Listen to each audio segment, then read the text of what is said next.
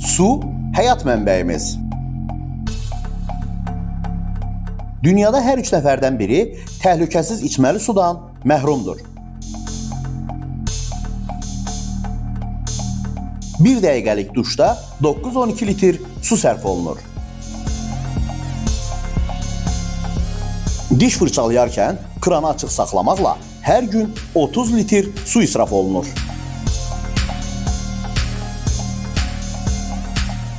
Azərbaycanda su ehtiyatları məhdudlaşır. İqlim dəyişmələri və israf buna səbəb olur.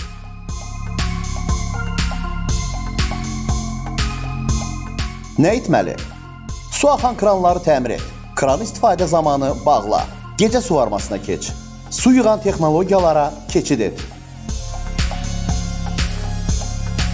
Hər damla vacibdir. Gələcək üçün suya sahib çıx.